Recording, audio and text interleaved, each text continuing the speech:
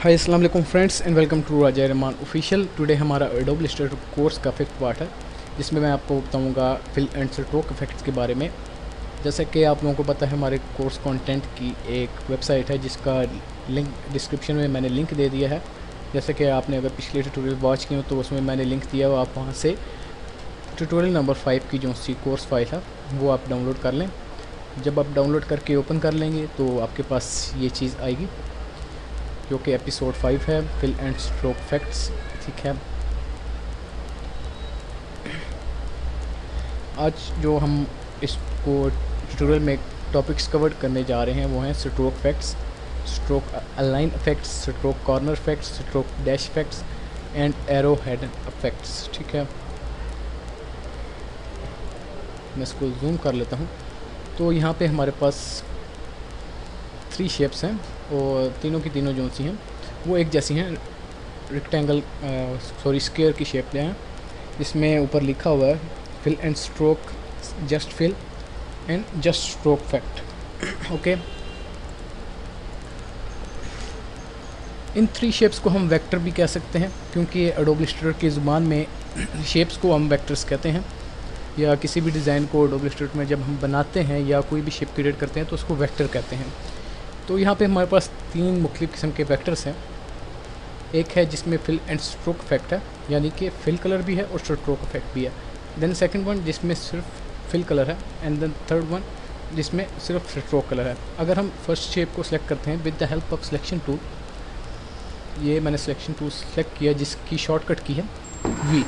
ठीक है, तो जब मैं इसके ऊपर क्लिक करता हूँ तो आप देख सकते हैं कि यहाँ पे मेरे पास इस पैनल में जो नीचे कलर फिल पैनल है, इसमें ऊपर वाला कलर येलो है, यानी कि फिल कलर जो है रेक्टेंगल के अंदर वाला वो येलो है, और देन स्ट्रोक कलर ब्लू है।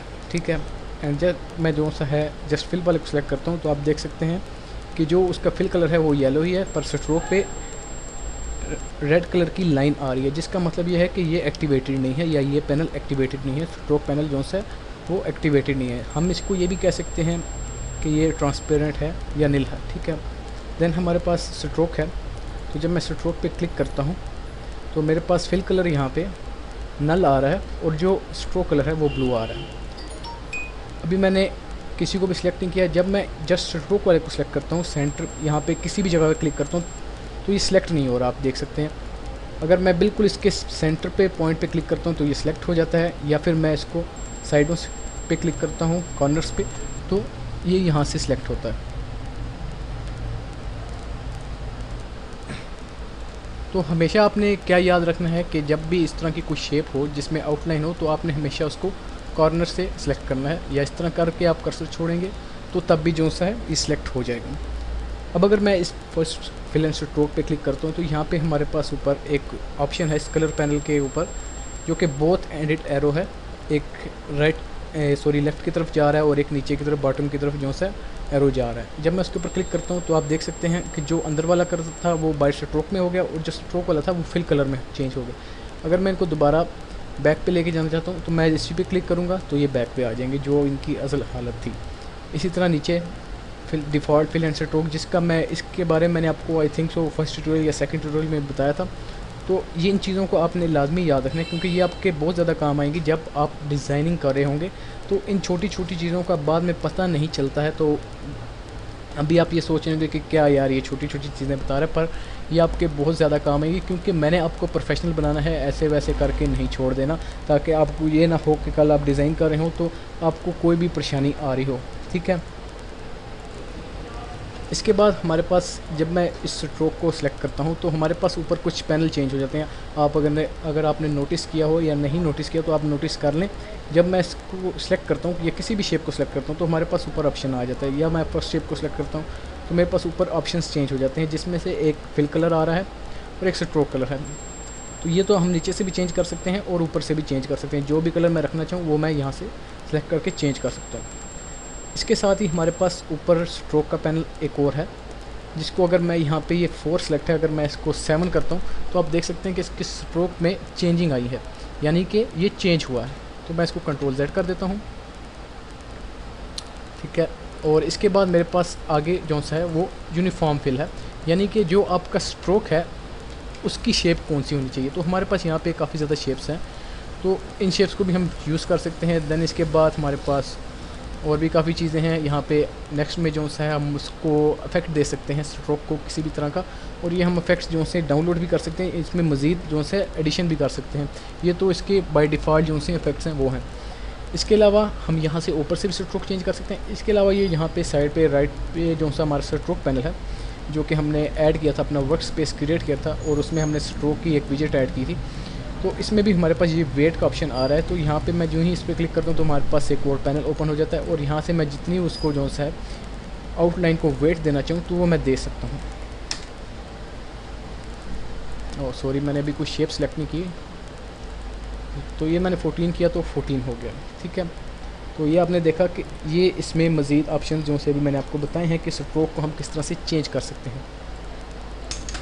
जैसे कि लास्ट ट्यूटोरियल मैंने आपको बताया था, ये ऊपर वाले हमारे ये ऑप्शंस हो गए हैं, यानी कि स्ट्रोक इफेक्ट्स, ठीक है, ये मैंने आपको बता दिया। वो हमारा स्ट्रोक लाइन इफेक्ट्स है कि स्ट्रोक की लाइन जो सी वो हम किस तरह से कर सकते हैं। हमारे पास यहाँ पे 3 जो से वेक्टर्स हैं जिनके ऊपर मैंने टॉपिक दिए हैं, align stroke to centre, align stroke to inside and align stroke to outside.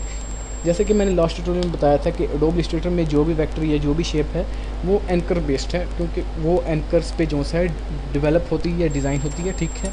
और फोटोशॉप में जो सा है वो पिक्सल बेस्ड है, तो वो बॉक्सेस या पिक्सल आप कह सकते हैं, ठीक है। पर अभी हम एडोब इलस्ट्रेटर पे काम कर रहे हैं, तो एडोब इलस्ट्रेटर में जो सा है एंकर बेस्ड होती है। तो मैं सिलेक्शन टूल से इन तीनों शेप्स को जो ही सिलेक्ट करता हूँ,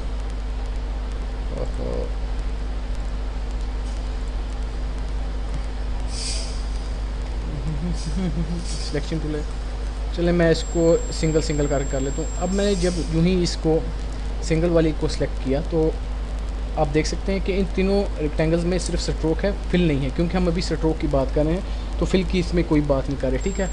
और हमारा ट्यूटोरियल भी जो सा है वो स्ट्रोक पे ही है, और फिल की अब मैं अब जो सा बाद में आपसे बात करूँगा। तो जो ही मैंने इस फर्स्ट शेप को सिलेक्ट किया तो आप देख सकते हैं इसकी स्ट्रोक में जो ये ब्लू लाइन आ रही है ये सेंटर में आ रही है, और जो ही मैं सेकंड वाले को सिलेक्ट करता हूँ तो ये जो सा उसकी आउटसाइड पे सिलेक्शन आ रही है, और जो ही मैं थर्ड वाली को सिलेक्ट करता हूँ तो इसमें जो सा इनर साइड पे आ रही है, सॉरी आउटसाइड पे आ रही है, सेंटर, इनर स्ट्रोक और ये आउटर साइड, ठीक है, यानी कि इससे बाहर है। तो जो एडोब इलस्ट्रेटर में स्ट्रोक इफेक्ट्स हैं वो 3 टाइप के हैं, यानी कि mid, centre, outside and inside, ठीक है। और अगर मैं डायरेक्ट सिलेक्शन टूल से, जो कि मैंने लास्ट ट्यूटोरियल में आपको बताया था, मैं इससे जो सा इन तीनों को सिलेक्ट करता हूँ, सॉरी लास्ट में मुझे याद नहीं रहा था, मैंने सिलेक्शन टूल से किया, पर आपने डायरेक्ट सिलेक्शन टूल से आप करते हैं तो आपके पास देख सकते हैं कि एंकर्स की शेप जो सी है वो चेंज हो गई है, यानी कि ये जो सी है सेंटर में है, और इसमें जो सा है इनसाइड पे आई है, और इस पर आउटसाइड पे आई है। तो ये चीज़ें भी जो सा आपकी बहुत ज़्यादा जो सा है मदद करेंगी इन फ्यूचर जब आप डिज़ाइन कर रहे होंगे। इसके बाद हम दोबारा ये स्ट्रोक पैनल पे आते हैं। मैं सारी शेप्स को, सारे वेक्टर्स को अनचेक कर देता हूँ और स्ट्रोक पैनल में आता हूँ। तो यहाँ पे देख सकते हैं हमारे पास अभी फ़िलहाल जो ऑप्शन आ रहा है वो वेट का है। तो यहाँ पे आपने मज़ीद ऑप्शंस लेकर आने, अगर आपके पास पहले से ऑलरेडी यहाँ पे शो हो रहे हैं तो आपको ज़रूरत नहीं पड़ेगी। अगर नहीं शो हो रहे तो आप जो ही ये 4 या 5 लाइन्स हैं आई थिंक सो, इस पर क्लिक करते हैं और यहाँ पे शो का ऑप्शन आता है, तो आप यहाँ से आपके पास मज़ीद कुछ स्ट्रोक के ऑप्शंस जो हैं वो इनेबल हो जाएंगे। और अब मैं जो सा फर्स्ट वेक्टर को सिलेक्ट करता हूँ with the help of direct selection tool. तो यहाँ पे आप देख सकते हैं कि अलाइन स्ट्रोक का जो ऑप्शन है, अलाइन स्ट्रोक, ठीक है, ये अलाइन स्ट्रोक ऑप्शन है, ये सेंटर पे है अभी फ़िलहाल, सिर्फ सेंटर से चेक्ड है और बाकी जो से हैं इनसाइड और आउटसाइड वो अनचेक्ड हैं। जो ही मैं इनसाइड वाले पे क्लिक करता हूँ तो ये इनसाइड पे जो सा इसकी स्ट्रोक जो सी वो इनसाइड पे आ जाएगी, और अगर मैं आउटसाइड पे करता हूँ तो वो आउटसाइड पे चली जाएगी। और अगर मैं इसको वापस इसकी अब असल हालत में लेकर आना चाहता हूँ यानी कि सेंटर पे, तो मैं इसके ऊपर क्लिक करूँगा। तो इस तरह जो से हम इसकी स्ट्रोक को अलाइन कर सकते हैं, यानी कि स्ट्रोक पैनल में जाके। अब मैं जो सा थोड़ा सा नीचे करता हूँ तो हमारे पास कुछ पिंक कलर्स की मज़ीद वेक्टर्स आएंगे जिनमें इनकी ये जस्ट स्ट्रोक हैं और स्ट्रोक में इफेक्ट्स लगे हुए हैं, यानी कि एक बिल्कुल स्ट्रेट है, जिसके कॉर्नर्स जो से बिल्कुल स्ट्रेट हैं, यानी कि बिल्कुल एक स्क्वायर की तरह। सेकंड जो सा है राउंड स्क्वायर हो गया, और थर्ड जो सा है एक और बेवल जॉइन कॉर्नर जिसको कहते हैं, वो चीज़ है। अगर मैं फर्स्ट वाले को सिलेक्ट करता हूँ तो यहाँ पे स्ट्रोक पैनल में अगर मैं आता हूँ तो मेरे पास कुछ यहाँ पे ये कॉर्नर का ऑप्शन है, यानी कि इसमें एक ऑप्शन आ रहा है mitre joining round joining, bevel joining. अगर मैं बेवल ज्वाइनिंग पे क्लिक करता हूँ तो ये देख सकते हैं इसकी शेप जो सी बेवल में चेंज हो गई है। Sorry, direct section tool, okay, corners limit 10 है, okay okay okay okay.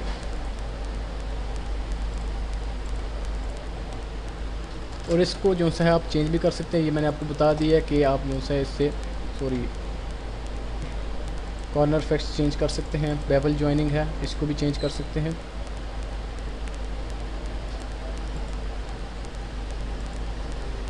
Cap round cap, okay. तो इस तरह से जो सा आप इसको चेंज कर सकते हैं। लिमिट 10 है इसकी। अगर मैंने फर्स्ट माइटर ज्वाइनिंग किया तो मैं इसको 20 करके देखता हूँ कि आखिर इसमें कुछ होता है या नहीं। तो इसमें कुछ ख़ास नहीं हो रहा है, पता नहीं क्यों नहीं हो रहा, आखिर होना तो चाहिए, मगर नहीं हो रहा तो कोई मसला नहीं है। तो ये मैंने आपको बता दिया कि आपने माइटर ज्वाइनिंग, राउंड कॉर्नर और बेवल ज्वाइनिंग जो सा है इसको आप सेट कर सकते हैं अपनी मर्ज़ी से, जिस तरह भी आप करना चाहें। बेवल ज्वाइनिंग ये हुई है, ठीक है, ओके।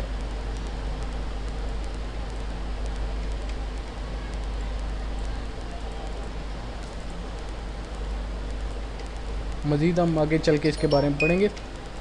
देन मैं जो सा नीचे करता हूँ थोड़ा सा और, तो मेरे पास कुछ और ऑप्शंस हैं, डैश लाइन एरोस, ठीक है। डैश पे मैं क्लिक करता हूँ तो हमारे पास ये देख सकते हैं, अगर मैंने फर्स्ट शेप को सिलेक्ट किया तो हमारे पास ये डैश लाइन वाला यहाँ पे स्ट्रोक में एक ऑप्शन है, ये अनचेक्ड है। और जो ही मैं इस शेप पे क्लिक करता हूँ तो ये चेक्ड हुआ हुआ है। तो यहाँ से मैं इसकी डैशेस को चेंज कर सकता हूँ, ठीक है। फॉर एग्ज़ाम्पल ये मैंने डैश 12 PT पे रखी है। डैश लाइन के आगे दो शेप्स और हैं, एक है align dashes to corner path hands. जो ही मैं इसके ऊपर क्लिक करता हूँ तो इसका मतलब ये है कि जो डैशेस आ रही हैं वो अलाइन हो जाएँ कॉर्नर्स पे। और अगर मैं फर्स्ट वाले सेलेक्ट करता हूँ तो जो कि अपनी मर्ज़ी से जहाँ पे भी फिट होती हैं वहाँ पे फिट हो जाएं, यानी कि उनकी दरमियान की स्पेसिंग भी जो है वो उसी तरह बरकरार रहे, ठीक है। और यहाँ से डैश जो है मैं इसको अगर PT को लिमिट जो है ज़्यादा करता हूँ, ठीक है, तो यहाँ से आप देख सकते हैं कि इसकी स्पेसिस चेंज हो रही हैं।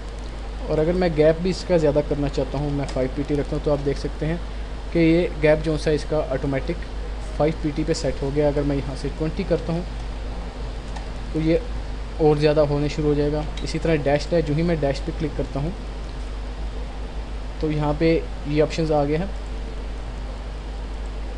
ओके।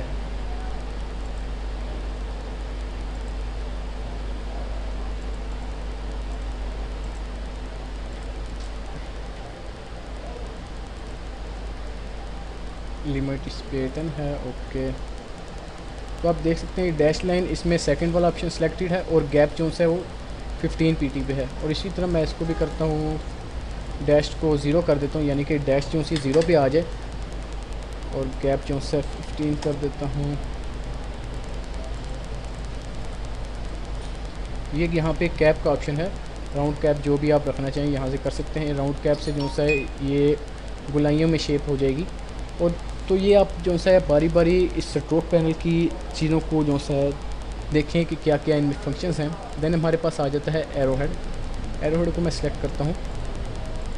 जो ही मैं फर्स्ट वाले एरो को क्लिक करता हूँ तो हमारे पास ये नीचे डैश जो सा लाइन वाला ऑप्शन था वो अनचेक्ड हो गया, क्योंकि मैंने उसको अनचेक किया और मैंने एक लाइन लगाई, ठीक है। और उस लाइन को जो है मैंने एरो शेप दे दी। ये एरो शेप्स हैं, ठीक है। आप यहाँ से एरो को कोई भी जो सा शेप दे सकते हैं, ठीक है, जो आप देना चाहें। और बैक एंड पे भी अगर एरो देना चाहते हैं तो बैक से भी चेंज कर लें। मैं कंट्रोल Z करता हूँ। और अगर आप इसको स्वैप करना चाहते हैं तो यहाँ पे स्वैप का बटन है, स्वैप भी आप कर सकते हैं। देन मेरे पास ये वही चीज़ है जो कि मैंने आपको बताई है कि फ्रंट पे मैंने नॉन कर दिया और बैक एंड पे मैंने जो है बॉल रख दिया, ठीक है। और यहाँ से आप इसका स्केल भी चेंज कर सकते हैं। देन बोथ हैंड पे जो है मैंने उसको सिलेक्शन कर दी। और अगर मैं फर्स्ट वाले एरो को सेलेक्ट करता हूँ और इस पर बैक साइड पे ये एरो लगाता हूँ और मैं चाहता हूँ कि बैक वाला एरो जो है वो छोटा हो, तो यहाँ पे स्केल का ऑप्शन है। यहाँ से आप लेफ़्ट वाली साइड को 100% है तो राइट वाली साइड भी 100% है। मैं राइट वाली साइड को जो है 40% कर देता हूँ, तो आप देख सकते हैं कि राइट वाला जो इसका एरो था वो छोटा हो गया। तो आज का ये ट्यूटोरियल मैं यहाँ पे ही एंड करता हूँ। ओके, तो उम्मीद करता हूँ कि आज आपने काफ़ी कुछ सीखा होगा, जिसकी आप प्रैक्टिस करेंगे तो तब जो है आपको वो चीज़ें याद रहेंगी। नहीं तो अगर आपने इधर ट्यूटोरियल देखा और जस्ट मैं ये डॉक्यूमेंट डाउनलोड किया और इसको देखा तो इस तरह से आपको कुछ भी नहीं याद रहेगा। और अगर आपको